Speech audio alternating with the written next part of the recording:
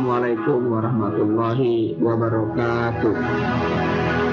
Saya Firdaus, Wali Kota Pekanbaru, mengucapkan terima kasih dan apresiasi yang tinggi kepada RRI Kota Pekanbaru yang sudah membuat program belajar di RRI dan menyelenggarakan siaran khusus radio tanggap bencana COVID-19.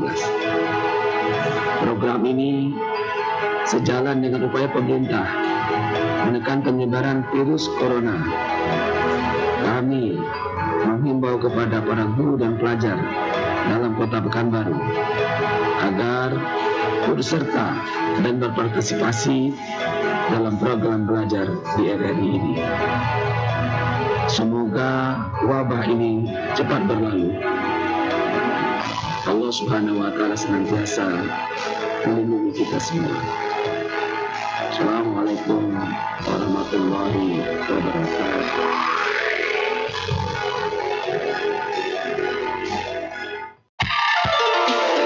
All around Indonesia, from Sabang to Merauke, Proto FM, suara kreativitas,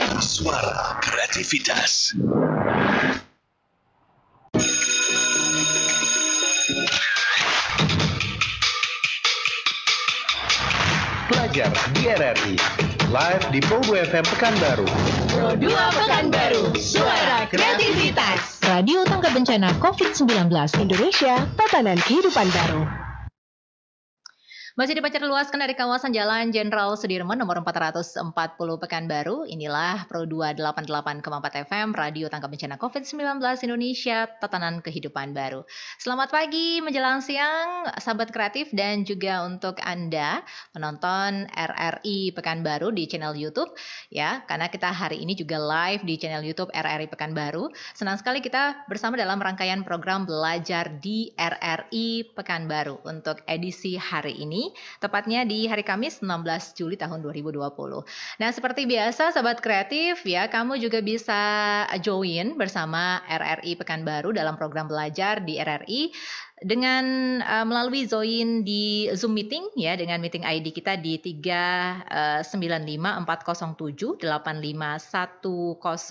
dengan passwordnya adalah RRI, ya. Sekali lagi di 39540785110 dengan passwordnya adalah RRI. Atau juga bisa join juga melalui via WhatsApp, ya. Nanti juga ingin bertanya seputar mata kuliah yang hari ini akan kita bahas, silahkan aja untuk mengajukan pertanyaan di WhatsApp di nomor 081176000884.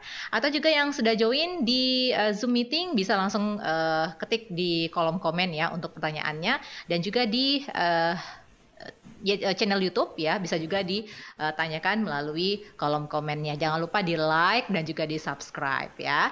Oke, baik, untuk pagi hari ini sahabat kreatif kita akan membahas tentang mata kuliah yaitu pengantar jurnalistik, ya, bersama dengan materinya jurnalisme di masa pandemi, ya. Pada pagi hari ini kita juga sudah bersama melalui via Zoom, ya, sudah bersama dengan dosen Fakultas Dakwah dan Komunikasi UIN Suskaryau, ada Bapak Mustafa M. Ikom. Kita sapa terlebih dahulu. Baik, Pak Mustafa, selamat pagi. Assalamualaikum. Selamat pagi. Apa kabarnya Pak Mustafa? Alhamdulillah baik. Alhamdulillah baik. Baik, mungkin yang sudah bergabung juga di Zoom meeting bisa di-mute-kan terlebih dahulu, ya, volume suaranya atau mic-nya. Kalau untuk Pak Mustafa kayaknya nggak usah di-mute, Pak. Nanti kita nggak dengar suaranya, ya. Baik, untuk hari ini Pak Mustafa kita akan membahas tentang materi jurnalisme di masa pandemi, ya, Pak, ya. Pak Mustafa? Ya, betul. Baik. Ya, betul. Ya, silakan pengantarnya Pak Mustafa, silakan. Dengan sabun dan air mengalir. Baik, Assalamualaikum warahmatullahi wabarakatuh. Saudara-saudara sekalian, pemirsa RRI Pro2 Pekanbaru, dan para partisipan yang hadir pada kesempatan ini. Izin saya share screen ya Mbak ya.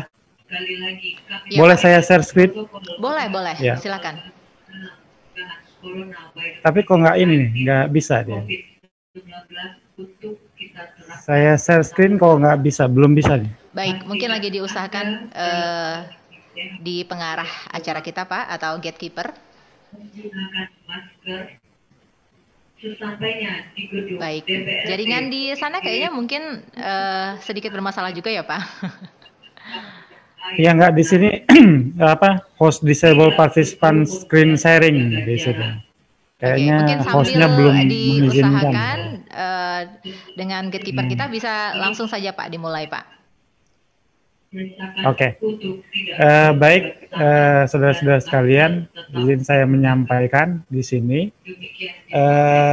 Tema kita hari ini adalah jurnalisme di masa pandemi COVID-19.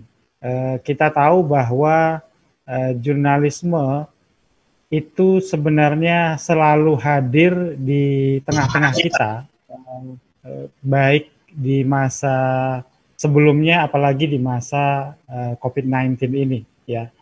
Dan setiap hari kita menikmati berita, setiap hari kita mendengar atau bahkan juga melihat berita. Secara tidak langsung sebenarnya kita terhubung dengan jurnalisme.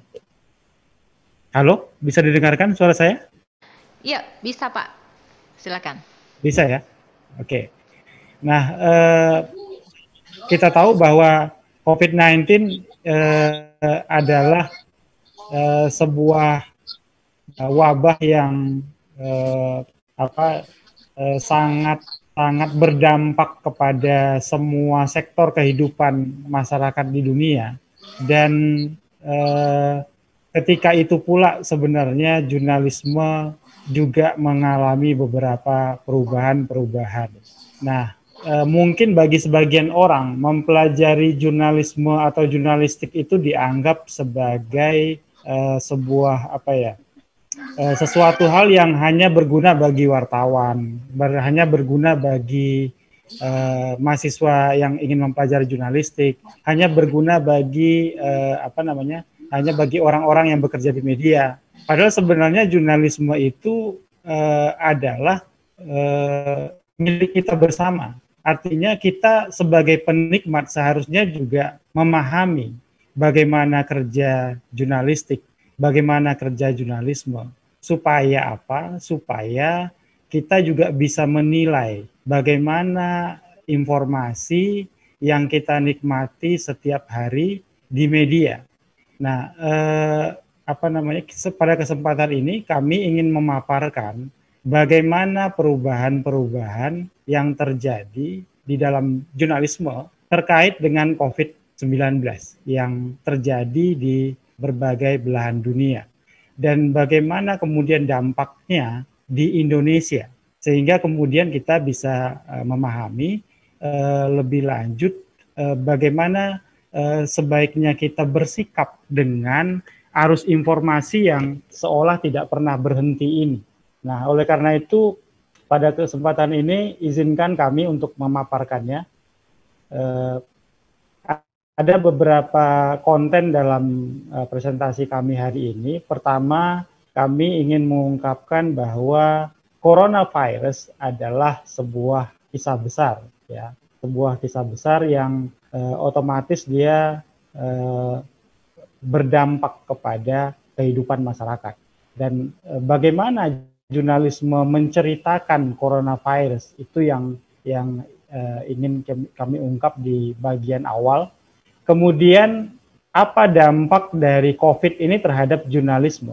Apa yang katakanlah dampak-dampak apa yang ditimbulkan oleh COVID-19 terhadap dunia jurnalistik begitu. Kemudian bagaimana media kita berubah? Lalu kemudian yang keempat, bagaimana sikap kita selaku penikmat media, mau dia anak-anak, mau dia orang dewasa, mau dia pekerjaannya apa, profesinya apa, Itu semua sebenarnya terkait dengan dunia jurnalistik. Nah, inilah yang menjadi topik yang kita angkat pada hari ini, konten dari yang tema besar kita tentang jurnalisme di masa pandemi COVID-19 yang ingin kami ungkapkan pada hari ini. Kita masuk kepada sebenarnya saya punya screen tentang sebuah media, tapi karena screen-nya tidak bisa kita share, kita masuk kepada ini saja. Coronavirus ini adalah kisah besar. Nah, ketika menceritakan tidak ada tidak ada sebuah peristiwa yang berdampak secara global sebelum terjadinya coronavirus. Dulu pernah ada wabah Ebola di Afrika, dan sebenarnya dia jauh lebih berbahaya daripada coronavirus menurut beberapa kalangan. Tetapi kemudian wabah itu tidak menjadi global karena hanya terjadi di Afrika. Sehingga kemudian juga dia tidak menjadi berita yang banyak diangkat oleh media internasional terutama. Tetapi sejak COVID-19 di akhir 2009, Desember 2009 yang muncul di Wuhan, China, orang kemudian banyak berpikiran bahwa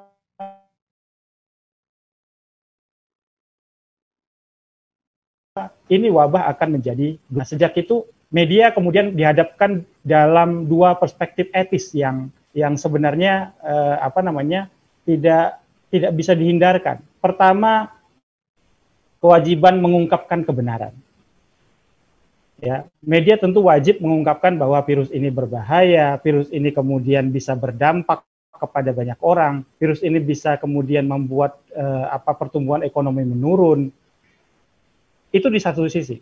Tetapi di sisi lain, media juga sebenarnya punya kewajiban etis untuk mengurangi kecemasan publik. Karena ada banyak media yang ternyata juga menambah kecemasan publik dengan berita-beritanya yang katakanlah tidak konstruktif menurut beberapa pengamat media.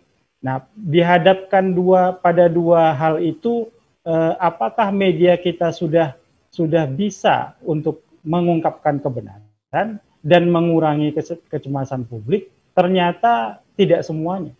Tidak semua media kita, media di dunia terutama, tidak semua mau untuk katakanlah tidak hanya mengungkapkan kebenaran, tapi juga mengurangi kurva kecemasan publik. Nah, di sini saya mengungkapkan data dari LexisNexis.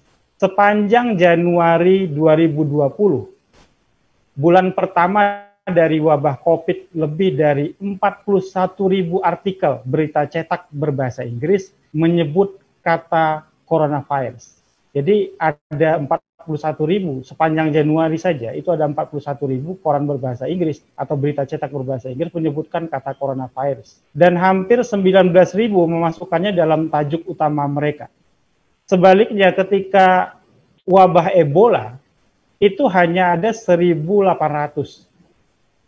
Ya, hanya ada 1.800 artikel yang membahas tentang Ebola. Jadi dari situ saja terlihat bagaimana COVID-19 begitu kemudian menjadi berita yang trending di tengah-tengah media yang berbahasa Inggris, atau karena mereka sudah mulai menyadari dampaknya yang bisa saja terjadi di semua kalangan. Ketika wabah ini masuk ke Italia sebagai salah satu representasi negara Eropa, media mulai kemudian menguliti bahwa ini akan lama. Ketika masuk ke Amerika, maka media-media Amerika juga mulai kemudian menganggap bahwa ini sebuah persoalan yang sangat serius, yang akan berdampak kepada semua sektor. Ya. Nah, lalu kita lihat apa yang dikisahkan media dalam berita terkait COVID ini. Ini pengamatan dari Nieman Report, sebuah lembaga yang sangat concern dalam membahas berita-berita yang ada di media. Pertama, ada kisah-kisah yang berisi tentang nasihat kesehatan, ya. Jadi ada media kita itu yang media-media yang menerbitkan berita COVID-19 itu yang isinya itu konstruktif, misalnya memakai soal menjaga kesehatan, menjaga jarak, cuci tangan, lalu kemudian fasilitas yang tersedia, kebijakan pemerintah, itu adalah nasihat-nasihat kesehatan yang bermanfaat bagi publik, dan itu penting sebenarnya diberitakan. Ya. Jadi penting sekali bagi media-media yang memberitakan itu untuk membahas tentang hal-hal seperti itu. Tapi juga di sisi lain ada hal-hal yang diberitakan media itu yang kurang penting. Yang kurang penting itu misalnya perkelahian orang di supermarket berebut tisu toilet. Ya.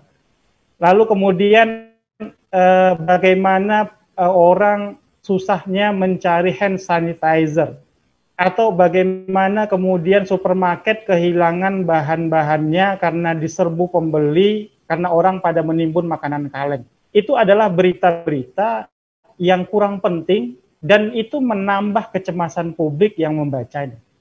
Walaupun mungkin kita bukan orang yang terlibat dalam peristiwa itu, tetapi membaca itu kita seolah-olah semakin menganggap bahwa, wah ini peristiwanya sudah berbahaya sekali. Ini tidak bisa kita harus juga menimbun bahan sembako kalau seperti ini. Nah, ada media-media kita yang suka kemudian yang istilahnya dalam dunia online itu clickbait, yang penting banyak kliknya. Lalu kemudian diberitakan dengan sensasional, tapi sebenarnya dia memberitakan itu menambah kecemasan publik yang membacanya. Berikutnya itu ada perebutan peringkat. Dan ada teori konspirasi gila. Ada yang menganggap peristiwa ini adalah konspirasi. Dan orang yang tidak mendukungnya itu adalah orang yang terlibat konspirasi. Nah, jadi ada sebagian, termasuk ada YouTuber, ada segala macamnya, menganggap, wah ini konspirasi dari para orang-orang kaya ini. Media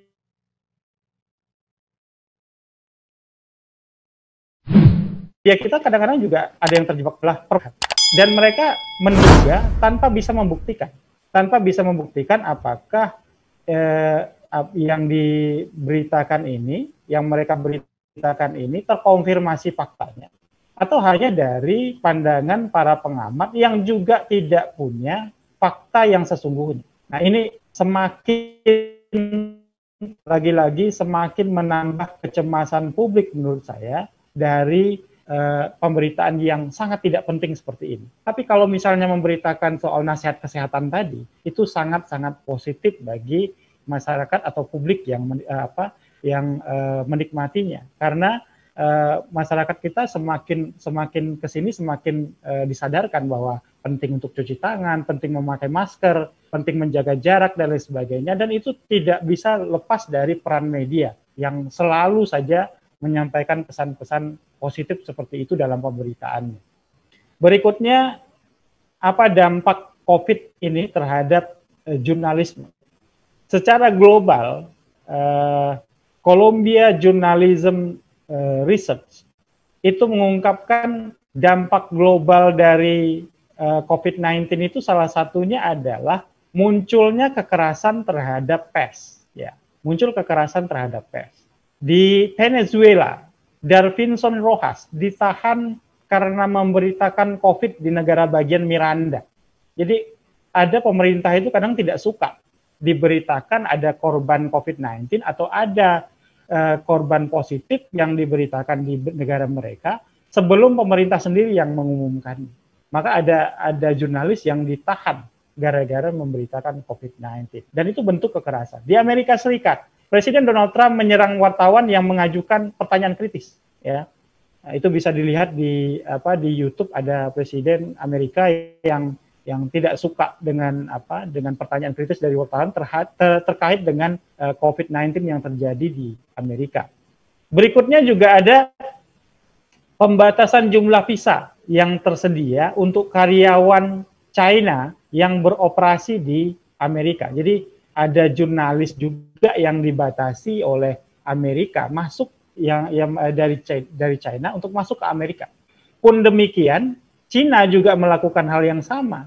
Mereka mengusir beberapa wartawan dari Amerika ya mencabut visanya sekitar 13 reporter yang bekerja di New York Times, lalu kemudian Washington Post dan juga Wall Street Journal.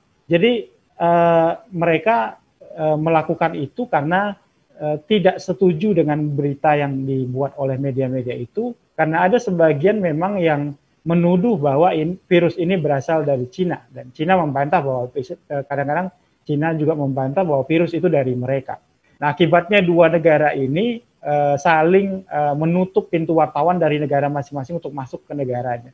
Itu adalah bentuk kekerasan terhadap pers yang dialami secara global, ya. Di beberapa negara di Afrika misalnya juga ada kadang-kadang yang ditindak wartawannya atau negaranya tidak mau memberikan keterangan kepada wartawan karena dianggap bahwa informasi terkait COVID-19 itu adalah rahasia negara. Kemudian bagaimana di Indonesia? Kajian terbaru yang dilakukan secara terpisah oleh lembaga yakni Center for Economic Development Studies dari Universitas Padjadjaran, Dewan Pers dan Serikat Perusahaan Pers memberikan gambaran adanya ancaman keberlangsungan industri media di masa pandemi. Apa itu? Pertama, mayoritas perusahaan pers omsetnya turun lebih dari 40% selama masa pandemi COVID-19 dibandingkan periode yang sama tahun 2019. Sehingga kemudian sebagian perusahaan pers itu terancam mem-PHK karyawannya karena tidak ada pemasukan dari iklan yang selama ini menjadi pendapatan perusahaan pers untuk menggaji karyawannya. Lalu kemudian yang berikutnya, dampak yang terjadi di Indonesia itu separuh perusahaan pers yang merupakan anggota serikat perusahaan pers memotong gaji karyawannya karena pendapatan tidak ada. Lalu kemudian perusahaan harus terus berjalan, maka cara lainnya adalah dipotong gajinya. Pemotongan gaji itu bervariasi, ada yang 2-30%, bergantung kepada kebijakan masing-masing perusahaan. Dan kabarnya ada juga perusahaan yang tidak memberikan THR pada Lebaran yang lalu, ya, kepada media masing-masing itu. Kemudian media online dianggap sebagai primadona baru, ya, yang juga terdampak. Meski pembaca media meningkat selama pandemi, namun tidak diiringi dengan pemasukan iklan. Jadi media online yang mungkin sebagian orang berpikir bahwa mereka ini adalah sesuatu yang bisa berjalan di masa COVID-19 karena orang lebih suka sekarang menggunakan media online, punya gadget semuanya, tapi ternyata mereka juga tidak punya pemasukan, revenue-nya juga sangat rendah. Nah, ini dampak yang terjadi di Indonesia. Jadi dampak COVID-19 ini memang sangat terasa bagi perusahaan pers, terutama perusahaan.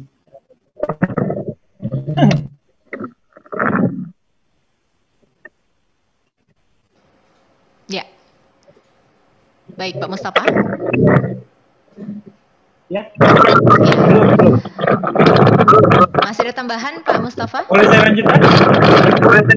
saya lanjutkan? Mungkin diingatkan untuk yang baru saja bergabung, ya, bisa di-mute-kan mic-nya terlebih dahulu, ya. Nanti sebelum Pak Mustafa juga berhenti untuk memberikan pengantar. Nah, baru ingin bertanya, silahkan aktifkan video dan juga mic-nya. Baik, silakan Pak Mustafa.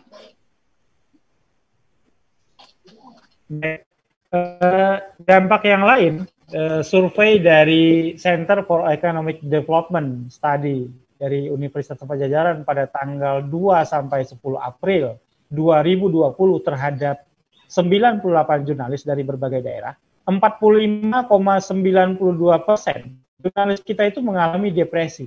Jadi ada ketakutan, ya, karena mereka takut juga, mereka mesti ke lapangan, bertemu dengan banyak orang, lalu kemudian berinteraksi. Mereka juga takut sebenarnya terkena COVID-19. Lalu mereka juga punya keluarga. Kalau keluarga mereka ketularan gimana? sehingga tidurnya gelisah, merasa tertekan dan lain sebagainya. Lalu ada 57,14% jurnalis itu mengalami kejenuhan saat bekerja karena mereka ruang geraknya terbatas, peliputan, pengirim berita dari rumah, ruang gerak fisik dan isu terbatas. Karena kalau kerja dari rumah, work from home itu mereka tidak tidak sebebas ketika mereka di lapangan dulu. Dulu mereka bisa bertemu temannya, berbagi isu, atau misalnya mereka bisa melakukan interaksi dengan narasumber secara natural, tapi sekarang mereka tidak dikurangi kebebasannya, sehingga sebagian mengalami kejenuhan.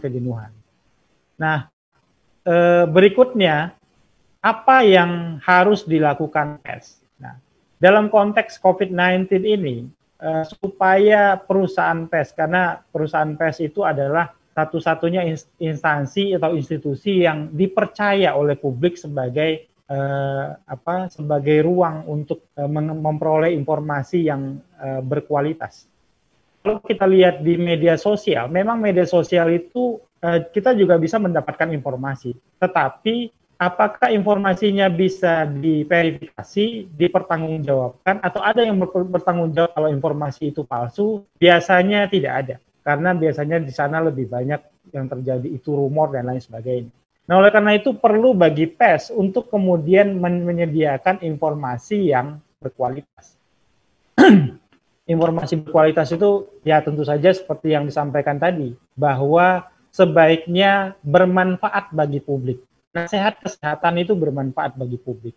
Ketimbang menambah kecemasan, menambah ketakutan bagi publik, akan lebih baik media itu kemudian memberitakan informasi yang berkualitas. Kemudian bisa dipercaya. Bisa dipercaya di sini maksudnya adalah bahwa segala informasi yang disampaikan itu bisa dipertanggungjawabkan. Jadi bukan kemudian menambah kekacauan, ya. Tapi justru kemudian kita bisa dipercaya. Kemudian membantu mengatasi kekacauan. Membantu mengatasi kekacauan itu, jangan kemudian media justru kemudian memancing di air keruh, membuat kekacauan ini semakin kacau karena berbagai kepentingan yang mengikutinya, karena kita ingin membuat sebuah berita yang sensasional, tapi justru yang terjadi huru-hara dan lain sebagainya. Sehingga informasi yang berkualitas bisa dipercaya dan membantu mengatasi kekacauan, itulah yang sangat dibutuhkan sesungguhnya oleh publik ketika menikmati media pada hari ini. Baik. Nah, media juga perlu mempertimbangkan nilai-nilai berita yang dikenal sebagai konsekuensi dan signifikansi. Apa konsekuensinya kalau saya memberitakan ini? Apa konsekuensinya kalau saya memberitakan penumpukan makanan kaleng, penumpukan mie instan, penumpukan beras, dan lain sebagainya di masa pandemi seperti ini? Betul, itu adalah kejahatan. Betul bahwa itu tidak ideal. Tetapi kemudian dampaknya bagi publik seperti apa? Nah, ini memang perlu kajian lebih lanjut, tapi oleh beberapa pengamat di dunia jurnalistik itu dikatakan bahwa berita seperti itu sebaiknya tidak perlu disebarkan oleh media. Kemudian signifikansi itu pentingnya apa? Seberapa penting berita ini bagi publik? Ya, kalau misalnya orang banyak jomblo ketika pandemi, itu sebenarnya kepentingan bagi publik berapa besar sih sebenarnya itu dimuat? Atau misalnya berapa banyak orang yang kemudian hubungannya terganggu selama masa pandemi, itu mungkin ada manfaatnya bagi sebagian orang, tapi juga justru menambah kekacauan dalam rumah tangga. Kita lihat banyak orang berkelahi ketika menonton berita sesuatu, atau misalnya politisi-politisi yang tidak kompeten bicara, apa signifikansinya. Nah, kemudian perlu diprioritaskan daripada, jadi konsekuensi dan signifikansi itu perlu diprioritaskan daripada nilai-nilai baru dan hiburan. Jadi daripada kita mengejar yang namanya nilai-nilai baru dan hiburan, akan lebih baik kita memaparkan yang namanya konsekuensi dan signifikansi. Ya, baik. Bagaimana caranya, Pak Mustafa? Ya. Ya, mungkin kita bisa break sejenak ya, Pak ya. sambil kita juga menampung pertanyaan-pertanyaan oleh para mahasiswa juga ya Pak yang sudah bergabung di via Zoom maupun juga via WhatsApp atau di via YouTube channel RRI Pekanbaru. Kita break dulu ya Pak. Baik. Oke, baik. Jadi memang kalau misalnya dalam satu media itu banyak yang harus dipikirkan, mulai dari mungkin jangan membuat resah para pembaca atau juga para pendengar ya di setiap media atau para pemirsanya, dan juga ya apalagi di tengah COVID-19 saat ini dalam media juga harus pintar-pintar begitu ya Pak ya untuk memberitakan satu informasi seperti itu. Baik, untuk kamu sahabat kreatif yang ingin bertanya, yang sudah bergabung di via Zoom meeting ya, ada Nabila Fahriza, ada Afriani Asmara, Amelia Ratih Amanda, Firman Mega Yustari yang ingin bergabung, ingin memberikan pertanyaan atau ingin bertanya bersama dengan Pak Mustafa, silahkan aja ya, langsung bertanya di Zoom group chatnya ya, langsung kirimkan pertanyaan di situ, atau mungkin untuk Anda yang mendengarkan melalui via radio, silakan aja di WhatsApp ya, di nomor WhatsApp di 081176000884. Bagi kamu juga yang pengen bergabung di Zoom, silakan juga di join Zoom meeting dengan meeting ID 395-407-8510. Passwordnya adalah RRI ya, dan kita juga live di YouTube channel RRI Pekanbaru. Jangan lupa yang ingin memberikan pertanyaan silahkan aja di kolom komen, atau jangan lupa juga like dan subscribe.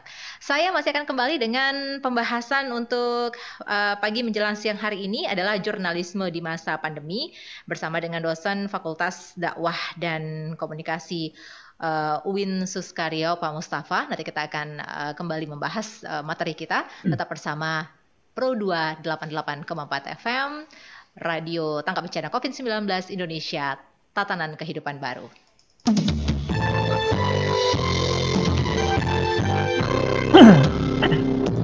Kenali tingkat status virus corona, ODP, orang dalam pemantauan. Status orang yang belum menunjukkan gejala sakit, namun orang dalam kategori ini sempat bepergian ke negara epicentrum corona atau sempat melakukan kontak dengan orang yang diduga positif corona.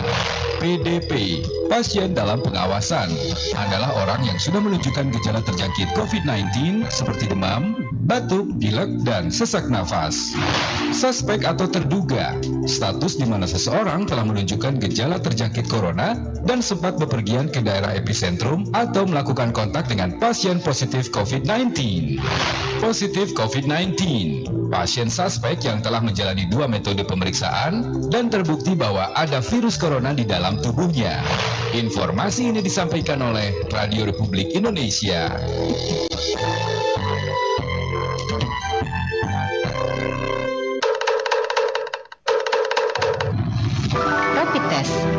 Rapid test adalah metode screening awal untuk mendeteksi antibodi yang diproduksi oleh tubuh untuk melawan virus corona. Antibodi ini akan dibentuk oleh tubuh bila ada paparan virus corona. Bila antibodi ini terdeteksi di dalam tubuh seseorang, artinya tubuh orang tersebut pernah terpapar atau dimasuki oleh virus corona. Jadi, rapid test hanyalah sebagai pemeriksaan screening atau pemeriksaan penyaringan, bukan pemeriksaan untuk mendiagnosa infeksi virus corona atau COVID-19.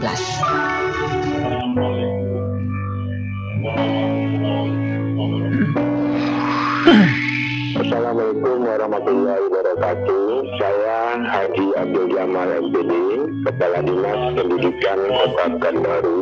Dengan ini menyambut baik pembelajaran yang dilaksanakan di rumah yang dilakukan dalam rangka tanggap daripada virus corona melalui siaran Radio Republik Indonesia Pekanbaru.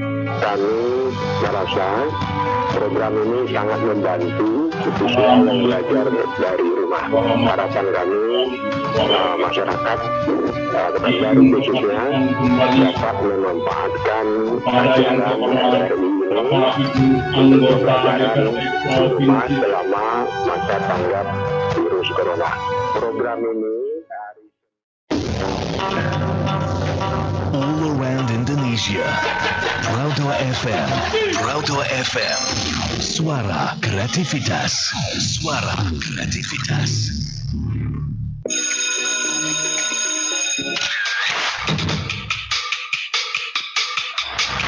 Pelajar di RRI, live di Pro 2 FM Pekanbaru. Pro 2 Pekanbaru, suara kreativitas. Radio Tangkap Bencana COVID-19 Indonesia, tatanan kehidupan baru. Kembali lagi Sobat Kreatif dalam program belajar di RRI Pekanbaru ya. Nah, untuk kamu semuanya yang masih setia bersama RRI Pekanbaru, baik dari Zoom atau juga masih mendengarkan via radio 88,4 FM dan juga bisa dengarkan melalui RRI Play Go ya. Ketik RRI Pekanbaru dan juga Programa 2 di 88,4. Atau yang masih setia di YouTube channel RRI Pekanbaru, jangan lupa ya. Kalau ingin bertanya silakan komen di kolom komentar atau juga jangan lupa di like dan juga di subscribe ya. Nah, yang ingin bertanya silakan aja untuk di Zoom yang sudah bergabung. Ada Firman, Mega Yustari, Nabila Fahriza, ada juga Amelia Ratih Amanda, Afriani Asmara, dan juga siapa lagi yang sudah bergabung ini. Silakan aja ya dikirimkan pertanyaannya melalui Zoom group chat di RRI Pekanbaru ya, di Zoom RRI Pekanbaru. Baik, kita masih bersama Pak Mustafa MIKOM ya, dosen Fakultas Dakwah dan Komunikasi UIN Suskaryau, dan masih membahas tentang jurnalisme di masa pandemi. Pak Mustafa. Iya. Ya, baik. Masih mendengarkan suara kami dengan jelas ya, Pak ya? Masih. Masih. Baik, yang ingin bertanya sekali lagi silakan nanti diaktifkan aja video dan juga unmute-kan mic-nya, silakan aja ya. Kita juga masih membuka kesempatan. Ini kita bacakan dulu yang sudah bergabung di WhatsApp ya Pak ya. Sebelum Bapak juga melanjutkan kembali pengantar kita, materi kita maksudnya. Baik, ini ada dari Agus Heriansyah, mahasiswa Universitas Islam Riau. Nah, selamat pagi Bapak. Seharusnya bagaimana dan apa yang harus dilakukan media-media untuk tidak membuat publik tidak tambah khawatir? Nah, tapi kalau dilihat kadang-kadang apa yang diberitakan atau diinformasikan itu benar. Nah, sebaiknya seharusnya seperti apa Pak? Silakan Pak Mustafa. Ya, mungkin bisa saya lanjutkan saja dulu ditanyakan oleh. Baik, silahkan Pak.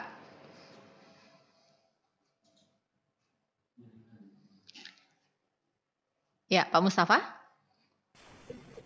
Ya, saya lanjutkan ya. Iya, ya, silakan. saya lanjutkan ya. Ya, jadi dalam supaya media dalam konteks pemberitaan media itu sebaiknya bagaimana? Pertama di sini adalah ulangi pesan sederhana dan jelas sesering mungkin. Maksud ulangi pesan sederhana dan jelas sesering mungkin itu adalah supaya media itu jangan membuat berita dengan bahasa-bahasa yang tidak dimengerti oleh publik secara umum ya. Karena kebanyakan media kita itu kadang-kadang suka menggunakan istilah-istilah yang ilmiah tanpa ada penjelasan. Physical distancing misalnya, atau social distancing, itu kan istilah yang memang sudah. Terlebih dahulu yang sudah bergabung di via Zoom ya di kesempatan pagi menjelang siang hari ini. Baik, kita kembali lagi. Sederhana. Yang kedua, jika kata-kata itu gagal menjangkau pembaca, mungkin perlu dengan gambar yang kuat atau foto. Kira-kira begitu kalau di media cetaknya kita pakai foto, atau misalnya kalau di media online kita bisa pakai video dan lain sebagainya. Yang bisa kemudian menginspirasi pembaca kita untuk melakukan apa yang kita mau, apa yang pesan-pesan baik yang disampaikan oleh media itu sendiri. Nah, berikutnya mengantisipasi keengganan solusi. Mungkin bagi sebagian orang work from home itu bagus ya. imbauan tetap di rumah itu bagus. Tetapi ketika dia kerjanya itu di lapangan, sementara keluarganya butuh makan, itu kan kadang-kadang sulit bagi orang untuk memahami pesan media yang seperti itu, bahwa ini berbahaya, bahwa ini kemudian virus ini bisa menyebar kepada dia di lapangan. Sulit bagi mereka untuk memahaminya dengan cara seperti itu. Maka perlu kemudian kita mencari pemberitaan lain yang kira-kira akibatnya bisa terjadi di dekat mereka. Karena begini, kita mungkin tidak merasakan virus ini ketika medio dari Januari sampai Maret, ketika pemerintah belum mengumumkan ada kasus positif pertama. Kita masih menganggap ini jauh, di Wuhan, di China, di Eropa, dan lain sebagainya. Tidak mungkin ini sampai ke kita.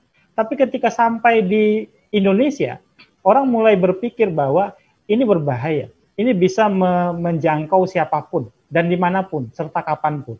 Maka kalau kita memberitahukan itu kepada orang-orang yang katakanlah dalam tanda kutip mereka bekerja di lapangan, tapi kemudian mereka tidak bisa hidup tanpa ke lapangan, itu agak sulit mereka untuk memahami atau menaati apa yang kita sampaikan. Tapi kalau misalnya kita melakukan sesuatu dengan cara mendekati, memahamkan mereka bahwa kalau Bapak pun keluar rumah, maka sebaiknya pakailah masker, pakailah hand sanitizer, pembersih, sering-sering cuci tangan dan lain sebagainya, itu akan lebih mengena kepada mereka yang bekerja di lapangan. Nah, tugas media adalah menyampaikan itu, bukan hanya akibatnya. Jadi kalau kita sampaikan, kalau tidak di rumah ini bisa terkena, mereka tidak akan peduli.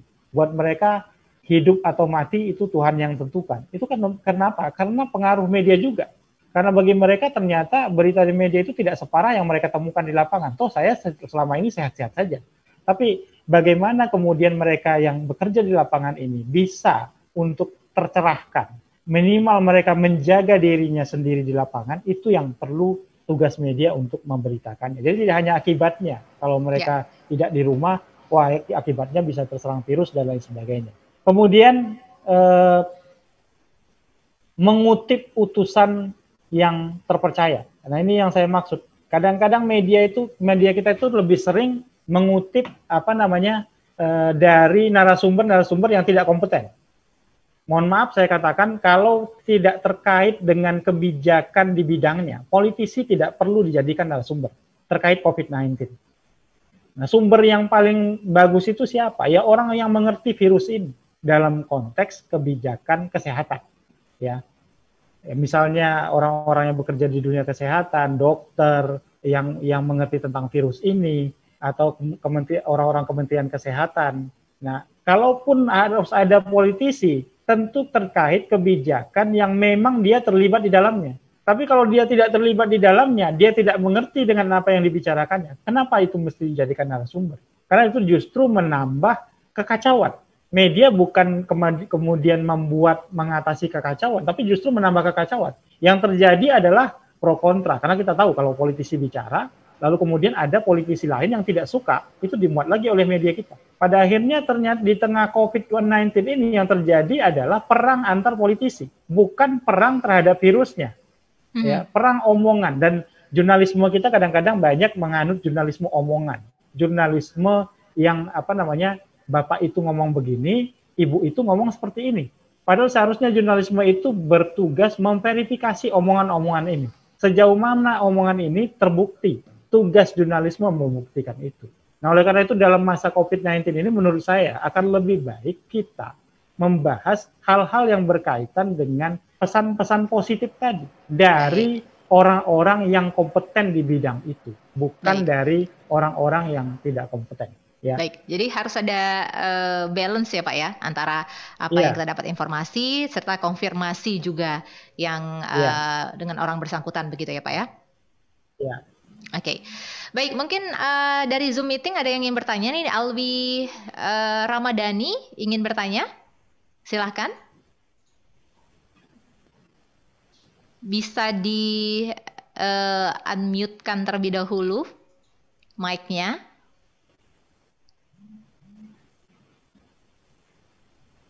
Ya, Alwi?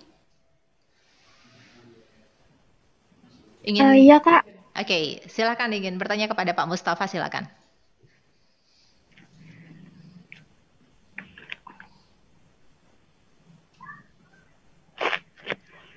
Baik, Alwi. Jadi kayak gini, Pak. Narasumber yang kompeten itu yang kayak mana maksudnya, Pak? Oke, itu saja? Iya, Kak. Oke, baik. Narasumber yang berkompeten itu seperti apa? Mungkin di tengah pandemi seperti saat ini ya, kalau misalnya contohnya dari kasus yang kita temui saat ini. Baik, silakan ditanggapi langsung Pak Mustafa. Baik, jadi begini, misalnya kita memberitakan tentang bagaimana virus ini bisa tersebar dari manusia ke manusia misalnya. Maka yang kompeten bicara itu tentu dokter, ya, atau orang-orang di dunia kesehatan yang memang punya kompetensi untuk menjawab tentang ini. Bukan politisi, bukan artis, apalagi misalnya orang awam yang tidak mengerti tentang sebaran virus ini.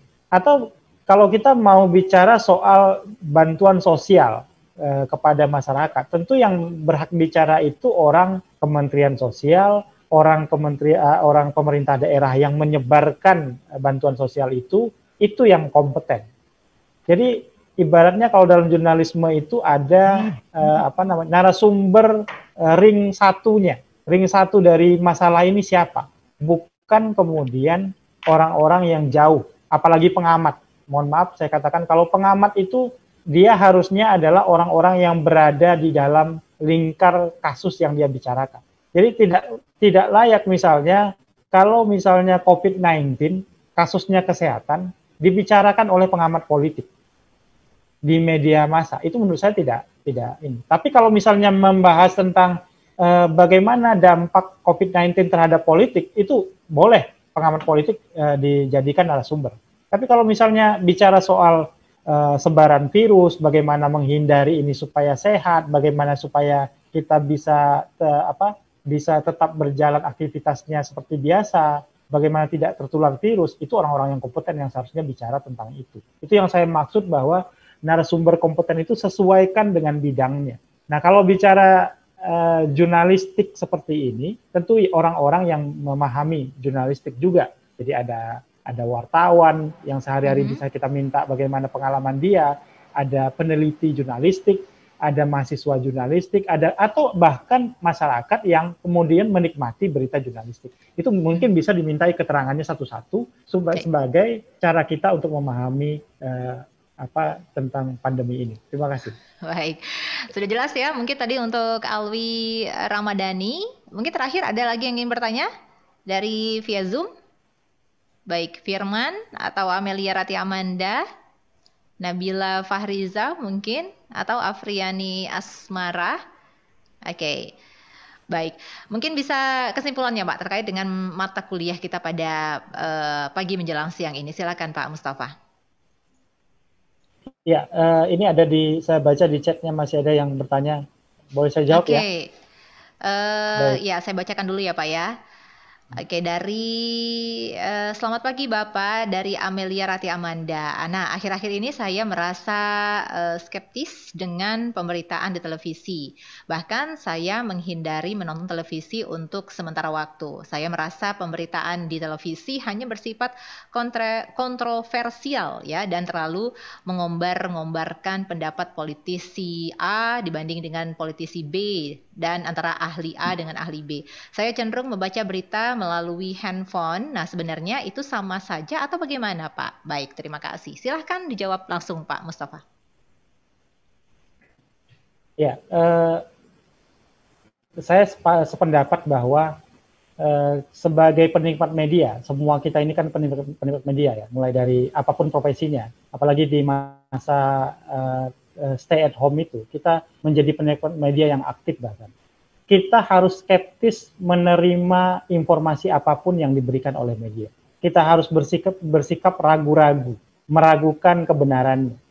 Kita harus mencari kebenarannya dengan cara apa? Dengan cara membandingkan antara satu media dengan yang lain. Siapa media yang punya bukti lebih banyak, maka itulah sebaiknya yang kita jadikan sebagai referensi.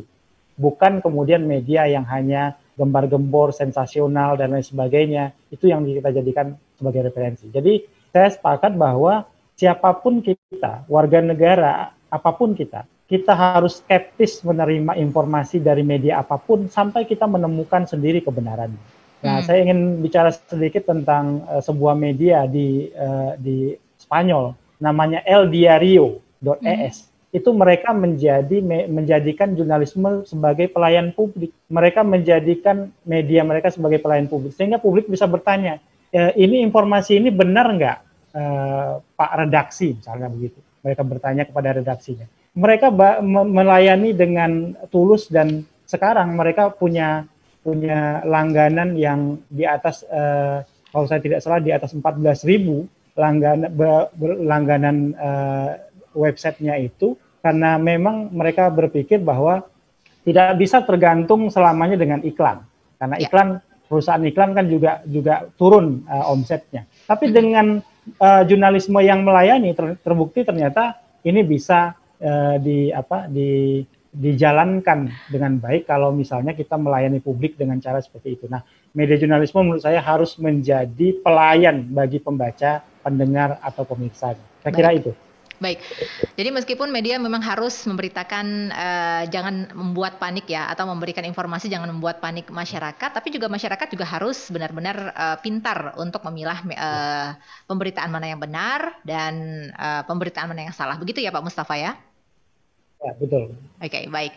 Baik Pak Mustafa, waktu juga yang mengakhiri kita nih Pak Mustafa. Terima kasih kebersamaannya ya Pak ya. Oke.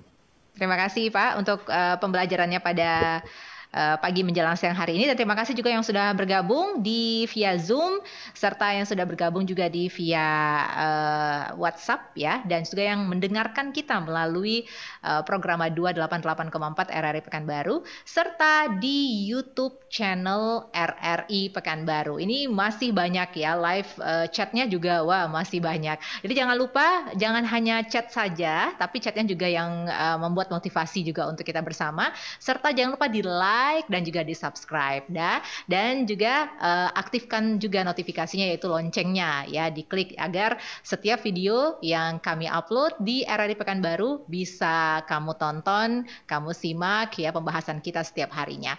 Baik, besok kita hadir kembali di program belajar di RRI Pekanbaru ya, seperti biasa setiap hari Senin hingga hari Jumat pukul 10 hingga jelang pukul 11 waktu Indonesia Barat. Jangan lupa jam 8 hingga jam 9 juga bisa Anda menyaksikan program Morning Show ya. Baik, saya Rani Januarini, terima kasih untuk Pak Mustafa, terima kasih juga untuk para mahasiswa yang sudah bergabung, terima kasih juga yang sudah mendengarkan, terima kasih juga untuk kamu sahabat kreatif.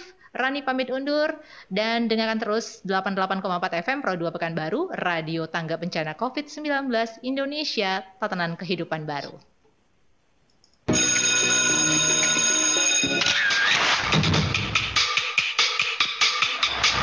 Belajar di RRI, live di Pro 2 FM Pekanbaru.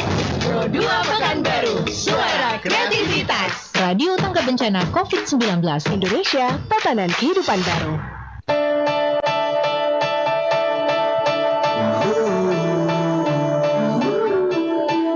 Apa kabarmu?